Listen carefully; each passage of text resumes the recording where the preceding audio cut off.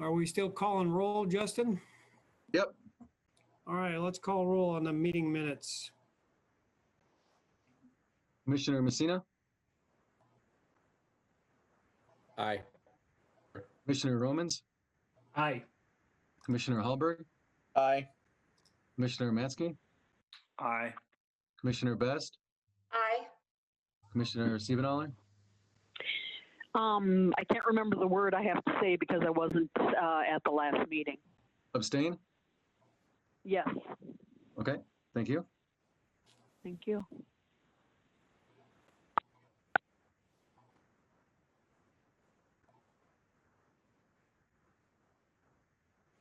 I'll vote aye. Oh, I'm sorry. Chair Johnson, aye. Aye. All right. We do have one thing on the agenda here in the main part. There will be a public hearing. We'll hear a staff report first, but this is Mike and Amy Bauer, special use permit 2020-43. Historic apartment and parking variance, 321 East 6th Street. Justin? Yes, thank you.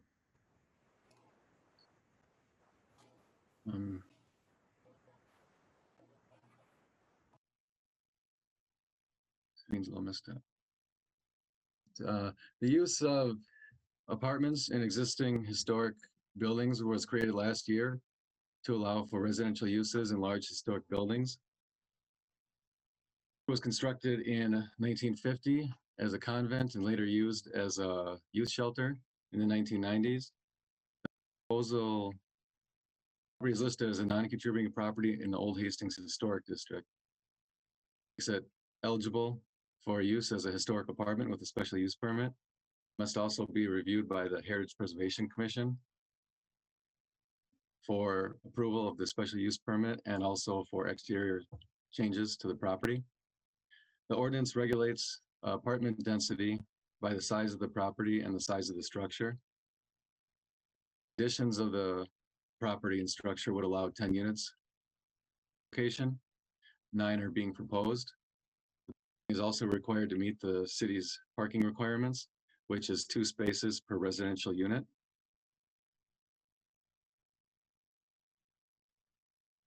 Which is the requirement for all residential units in the city of Hastings. In the past, we've been hearing more recently that parking requirement is excessive for some specialty apartment projects that include limited number of bedrooms, including studios and 1-bedrooms, and also apartment units that are designed for seniors. Parking requirement, the parking that they see in those facilities is by far less than what you'd see in a large apartment building that's mostly made up of 2- and 3-bedroom apartments. The purpose of special use permits is to determine if there is any special conditions that are necessary to place on the property. General character to be maintained in the area, that use being approved there.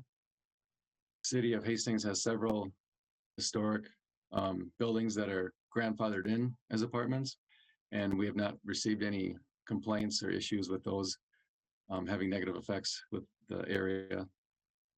And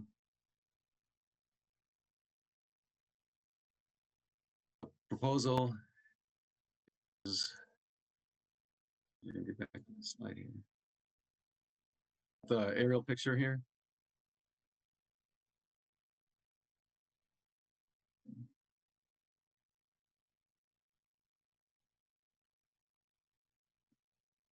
Got some photographs of the property.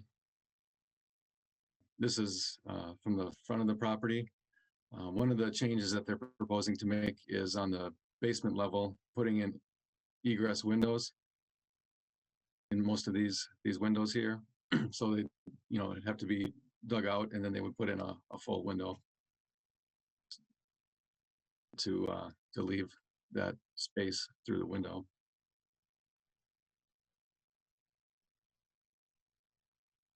Photograph the other side.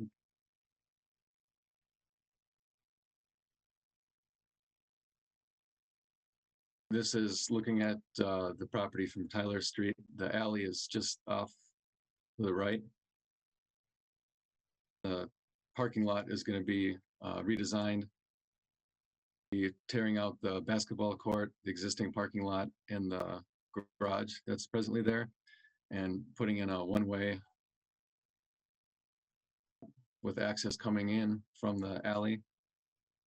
The new driveway would be in this location near these bushes and this tree, and it would come out on Tyler Street.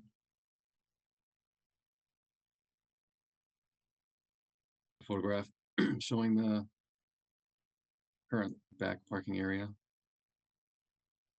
This is the west side of the building. Site plan showing the parking lot would be configured.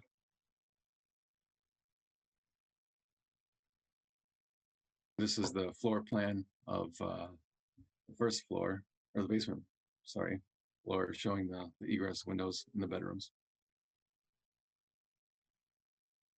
The part of the request is variance to the parking requirements. As I mentioned before, the parking requirements require 2 spaces for every unit.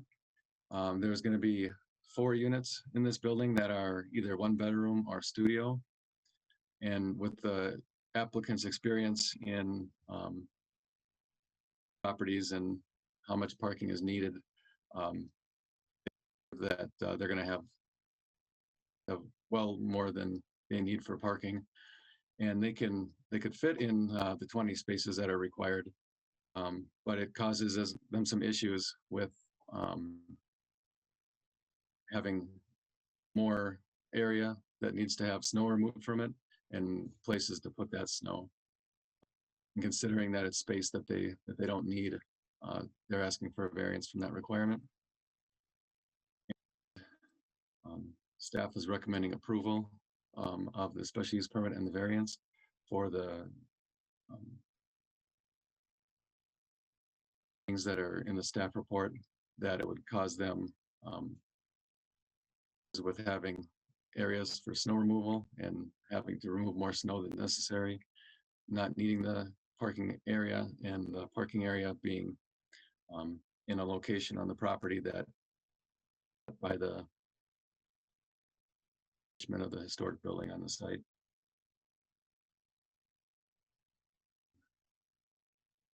Also, there's some landscaping that would be removed from those areas for the parking lot, and the applicants are proposing to replace that on the site. We did send a notification out in the newspaper and to property owners within 350 feet. And we received 2 phone calls. One of them was just about more details on the proposal and didn't provide any comment on it. And another one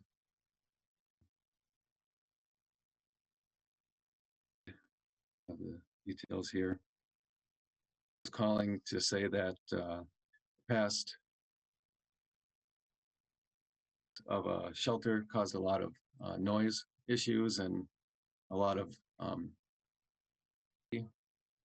right, and they're worried that apartment building would do the same with 9 units on there.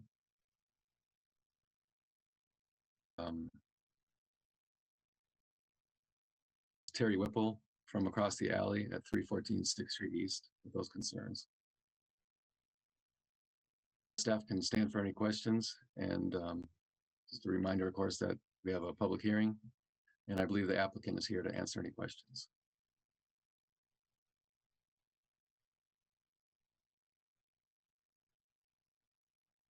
Thank you, Mr. Fortney. Anybody have anything burning? We jump into the public hearing. I vote we open the public hearing. Sounds like we do have some public guests. So let's open the public hearing at this point regarding the special use permit, 321 6th Street East. Comments from the public?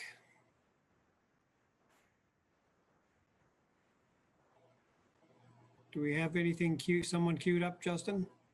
It looks like the only person in attendance is the applicant, and it's Amy Bauer, and I've clicked her allowed to speak. So if she's got any comments, she's free to make them. Okay, commission members, do you have any questions for the applicant? Let's start with that, and then I'll ask the applicant if she wants to say anything. Questions, commissioners? None? None. None? That's what I'm seeing. Amy, you want to tell us a little bit about your project here? Sure. My husband, Mike, and I are both here.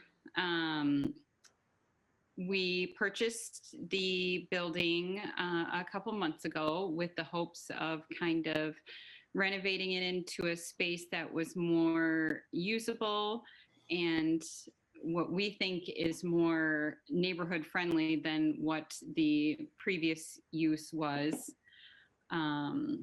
Just to give you a little background on ourselves, I was born and raised and lived in Hastings my whole life. I grew up just 2 blocks away from here.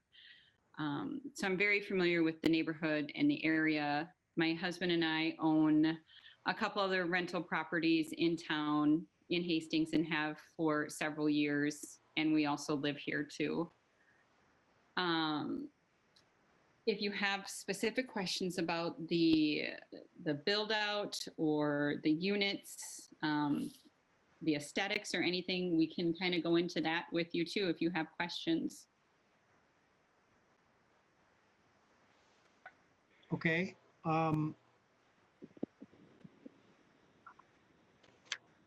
This is also subject to a review and comment because it's in the old historic district. Is that right, Justin? Yes, it's in the original Hastings or the old Hastings Historic District. So the HPC is going to be reviewing it tomorrow night, and they're going to be looking at any of the changes that are occurring there and how the use of apartment building may have negatively affect the historical integrity of the property.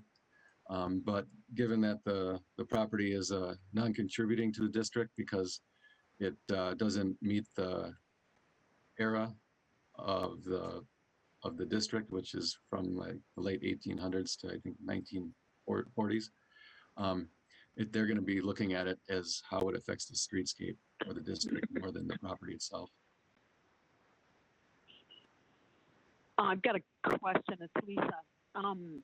So 1940 is the cutoff for the age in that district to be in a different context? Yes, that's fairly Okay. accurate. Okay. And then another question I have is, I'm not familiar with alleyways in Hastings. Who's responsible to keep them clear? The city maintains those. Oh, okay, cool. I don't have any other questions. So I'm assuming, I mean, as far as the Preservation Commission, the exterior of the building is pretty much staying the same. Is that true, Amy or Mike? Yes. Yeah. The exterior of the building is basically going to stay the same with the exception of the egress windows that we talked about and pointed out. Understood. Yeah, we don't intend on making any major changes out there. And anything that we would want to do, we would bring up with the committee or the HPC prior to doing that. Okay. Okay. Well, if you don't mind, you could stick around. We may, I don't know if something will come up, but I think I might close this public hearing because we might as well. But why don't you stick around? And if we have any questions for you, we'll let you know. Sounds good. All right, thank you so much. I'm going to close the public hearing and we're going to turn this over to the commission for any comments and concerns. is this kind of like one ball of wax, Justin, the special use permit and the variance? Do we want to talk about them separately, approve them separately? No. Yeah. I think maybe separately would be the best way to handle this. Yep. All right. Well, if we have, maybe we'll just go one at a time here and we'll look at the special use permit. And this has everything to do with converting this to an apartment building. And we've basically made that a possibility here last year, like you suggested, right? You said? Mhm. Is there anything else?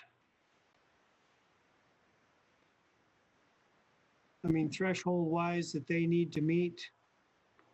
That's all good. There was just the numbers of units and they're at 9 instead of 10, so that works. Yeah, I mean, the only thing that I guess is a gray area is the ordinance says that they may be limited on number of units if they can't supply the parking. The parking. But I think the fact that they can supply the spaces that are necessary, I think they've met that as long as they can achieve a variance. Right, right. Okay. I'd like to approve, a motion to approve that, the parking variance. All right, we're gonna probably do these one at a time. So I think we're talking about the SUP right now, the special use Oh, permit. okay. But you're right, they're kind of interdependent. But I think as Justin has pointed out, if they had to make one more parking spot, they could. But we're gonna probably, my general feelings will probably accept the variance and so based on the special use permit, we know that they could have all the spots required. Yeah, I guess the way I look at that is I think the space is much better utilized for snow. I mean, it's going to be plenty challenging the way it is to be able to have snow without having to remove every time or, when it gets a significant volume. Agreed, yeah. Someone like to make a motion as far as approving this SUP? Yeah, Mr. I'll Chair? make the motion to approve the SUP. Okay, second? Mr. Chair, I'll second. Second by Hallberg. And any further discussion? No. Hearing none, Justin, can you call roll? Commissioner Messina, Yes. Commissioner Romans, Aye. Commissioner Hallberg, Aye. Commissioner Matzke, Aye. Best, Siebenthaler, Aye. and Chair Johnson. All right. And we could talk about the variance. Lisa, you want to make a motion on that? You had already tried. Yeah, sure. I'd love to make a motion to approve the parking variance. Okay, motion on the floor. Is there a second? I'll second the motion. Second by Romans, thank you. Do we need any further discussion? No. Seems pretty straightforward. You want to call roll, Justin? Yes, Commissioner Messina, Yes. Commissioner Romans, Aye. Hallberg, Aye. Commissioner Matzke, Aye. Commissioner Best, Aye. Commissioner Siebenthaler, Aye. Chair Johnson. Aye. All right. And this will, Oh, no, go ahead. You go ahead. okay, thanks. This will be going forward to be reviewed by the HPC, Heritage Preservation Commission, tomorrow at 7 p.m., also on Zoom. And then following that, it would go to the City Council on the 19th. I appreciate the Bauers making a presence here tonight. Nice little project. Thank you very much. You're welcome. Thanks, you guys. Some other business? Yes. Well, one thing that I mentioned in the staff report is the staff is going to be bringing some parking discussion up to the Planning Commission yet this fall to look at these numbers that are required for residential at least. We've been actually looking at bringing that forward this year, so I think that'll be a good idea. So that'd really be a change in the changing ordinance, or? Yeah, well, you'd first just bring it up for discussion to see if it looks like there's room for improvement there. We'll do a little research and see what other communities do, and maybe looking at tweaking it just a little bit, that to take into account maybe the different types of residential to some degree. Excellent. Certainly not every housing type is going to have the same parking needs, so we'll see where that takes us when we start looking into that in the next month or so. And also upcoming for Planning Commission is we received a notice that we're going to be getting an application in for South Oaks 4th Edition, which is kind of like detached townhomes at 31st Street West and Olson Drive. We did have that come to the Planning Commission some time ago, and it kind of stalled out. And so now it's coming. It's like it's coming back again. So we'll have that in one of the next couple meetings. And some updates from recent City Council actions from planning related items is the site plan was approved at 1904 Vermilion Street for the Schlamkas, and Sieben Ridge, which is now called Heritage Ridge at General Sieben Drive. That was the preliminary plat was approved with a grading agreement. There's still a couple of details that they need to work out for drainage plan before they would receive final plat approval. That's all the updates I've got. Anybody else? Questions for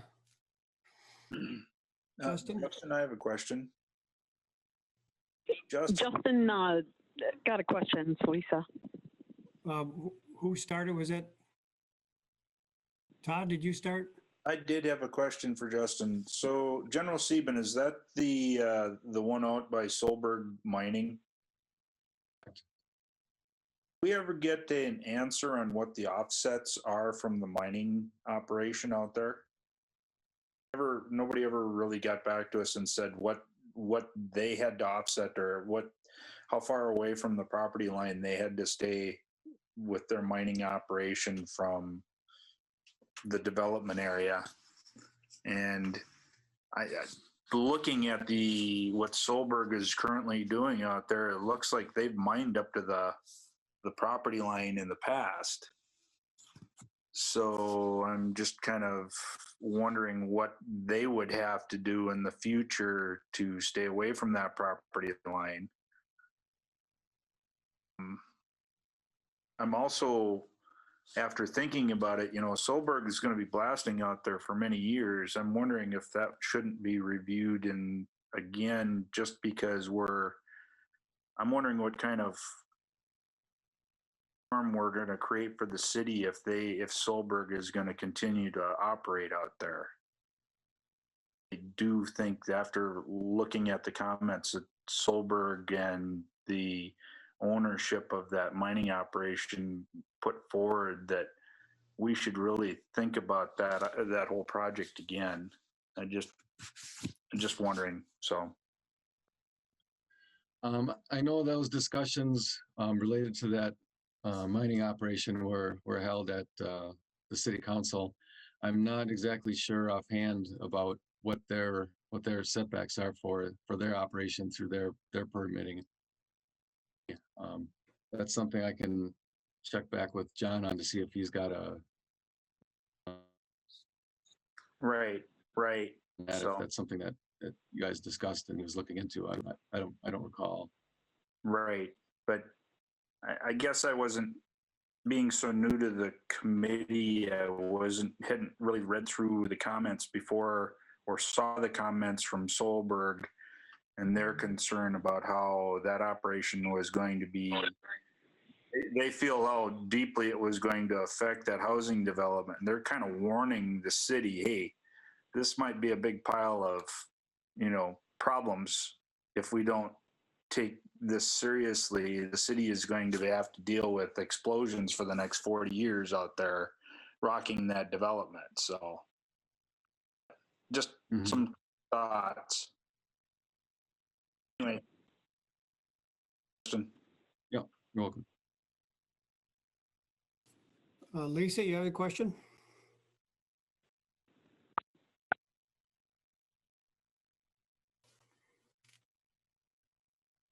I don't, thank you. Oh, all right.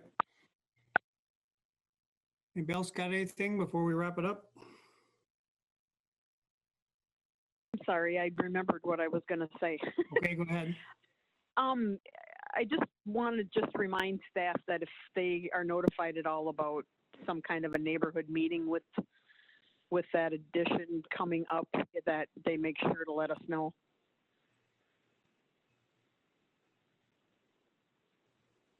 Can you be a little more specific? Yeah, go ahead, Mitch. Oh, and I think we had an agreement that, when these public meetings happen, the planning commission is notified. So we kind of get in on the ground level when these projects are introduced, rather than just seeing them for the first time coming, 3 days before a meeting or whatever the case may be. And I think the same was true maybe with applications that came in front of you guys. So that we know ahead of time, things are in the pipe. I think Okay, that's, I think that's what Lisa's maybe referring to. I think we did get some notices earlier summer. No, maybe it was last summer. Anyway, yeah, we used to get those. So we know these meetings are happening and we know an applicant is taking some steps towards a project. Okay, so yeah, we can send a copy of the public hearing notice to the planning commission when we send that out. Generally going to be there more before the meeting. No, it's really good to know. Okay, Yeah, we'll do just that. wrap them up in an email and shoot them out. Okay. Excellent. Mr. Chair, just, Yes, sir. I'm kind of confused what we're talking about. First of all, what we requested from Ann and Justin were that if the builder was to hold a special neighborhood meeting to let us know about that. The public hearing stuff is. Wrong term. You're right. Yeah, okay, because the public hearing notices, those automatically go out. That's part of the process. We don't need to notify that. We asked staff to let us know, and they committed to letting us know if the builder holds a neighborhood meeting in and of itself, aside from the regular process. That's what we Correct. wanted to know, right? Correct. And then getting back to the Solberg or the that project, I watched the city council meeting. That's been approved. So there's no going back and reviewing anything on our part unless something happens with the city. And the builder's already committed to making sure that there's adequate disclosures in place so that any purchasers are well aware of what they're buying. So, that's going to be part of the buying process. And so they committed to that. So that was all handled and taken care of during the city council meeting, and it was approved. So unless there's some kind of major changes, I don't think we're going to see that come back in front of us nor have any further discussion on it unless there's something major. So I just wanted to kind of clear that up. I was a little confused as to where we were going on that, but so. You know, I'm Um, not. Can I, Oh, I want go to ahead, make a Lisa. comment too before we're done. I'm not in a hurry. Oh, I'm not sure, but it did, and maybe you could correct me, Gino, you were, yeah, I used the incorrect term. We're talking about neighborhood meetings, but I think also, were we requesting to be notified or maybe receive? So when notice for public hearings goes out to those people surrounding a project, did we request to receive that verbiage? So we Yes. know what these people were asked or what the statement said, so what information they got about the project? Okay, I think I remember that. Do you remember that, Gino, or no? I don't know if, I don't think Gene, I think it was just me, Mitch, and John in the room when we talked about this. All Well, I right. think we informed the rest of the commission. Oh, yes. Absolutely. But I Yeah. think that was the intention. Okay. I'm just not seeing how, until we get the comments, there's really no benefit to that. A public hearing is a pretty standard process. So, I mean, it's part of it. And when we get the council meeting minutes, it says public hearing right on it. So you can probably expect that we're going to hear some comments back on it. So anyway, all right. Well, the purpose, going back to the purpose of why we asked for that is so that if we want to talk to people in the community, people surrounding the item, we have time. Because if we don't know until, the Thursday before, then we have no time over the weekend to try to get a hold of people in the community to have conversations. So all of it is about us being able to be more engaged ahead of time. And if constituents call us or approach us on the street, we at least know that the letter went out and what it said. That's the backing and the reason behind wanting that stuff. Dan, you have, If I can, real quick, and I'm sorry, I don't know all the background or context on this, but there's a specific legal process of having a public hearing so that constituents of that neighborhood can speak to the planning commission, and the planning commission is getting all of those comments.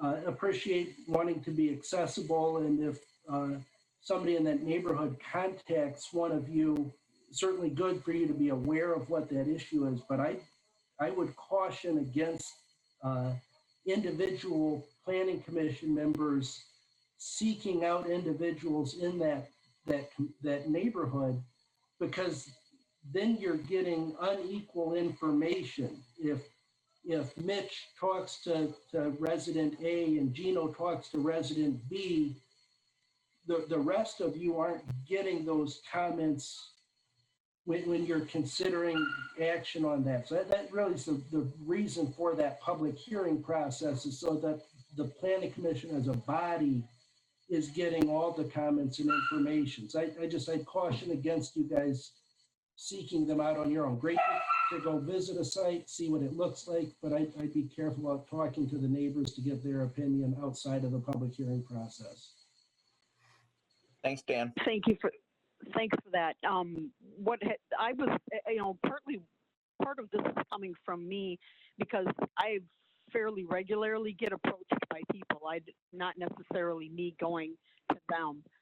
So, I mean, it's just, when something goes out saying the planning commission's going to have this, I mean, I feel like a fool if they know and I don't. I can at least acknowledge, yes, it's at 7 o'clock on Tuesday, yes, whatever. But I mean, I just feel like we should be included. I'd really appreciate knowing so that I can be involved with from start to finish. I think if we are approached, at least we know what they've been told, how they've been notified, what the project's about. Just kind of keeping us in the loop. I think that's fair. I don't go out of my way to contact people, but if I were approached, I would want to be, what project?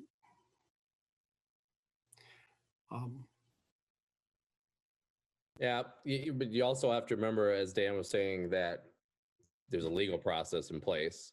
Yes, So our role here is at a certain point, we have a role. Our role is to review it when the staff report comes to us. And that's when our role kicks in, is when the staff report is prepared, the public hearing is set, legal process, the comments are received. And then when that is submitted to us in the staff report, the planning commission's role then is to review that at that time, any comments leading up to that. So that's not our role to go out and seek out whatever. And if anybody comes to you prior to that, very rarely is that ever going to happen, because they're not going to really know about it until the application is made anyway, and until the public hearing is done. And so if anybody comes to you prior to the meeting, refer them back to staff, so Right. they're getting the information they need, and we're not soliciting opinions based on facts that are not already there. So we got to follow the legal process that's been in place for as long as I've been on the planning commission. And so our role begins when the staff report is sent to us, when we receive the staff report. And that's what our role is here in the planning commission. And then the city council's role is to go ahead and review what we review, and they have their constituents who contact them direct. And that's their role, is to meet with their constituents direct as to what their specific, needs and stuff are. And that happens during every city council meeting.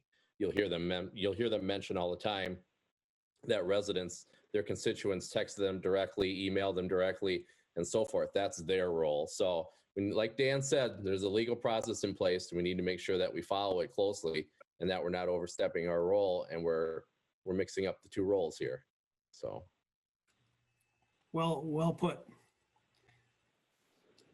Excellent. Yeah, thank you. And then another reason we kind of hashed over this a long time ago, but just as a little bit of a reminder, another reason to know ahead of time is I work weekends.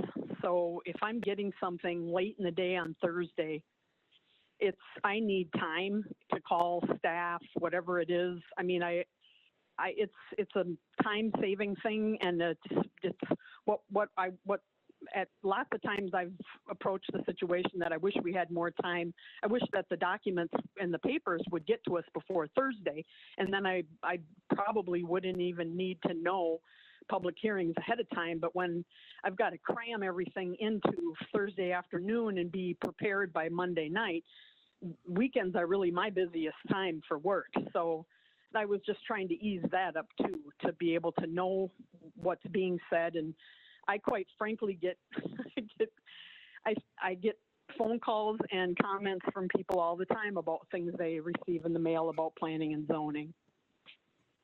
I don't engage, I just acknowledge, and I have knowledge that it's going to happen. And I feel like I'm a part of the committee that way, that I know what's going on. Thank you. Thanks, Lisa. Anything else? We got concerns, updates on any projects, people? None? Motion to adjourn? Make a motion to adjourn. Thanks, Emily. Second?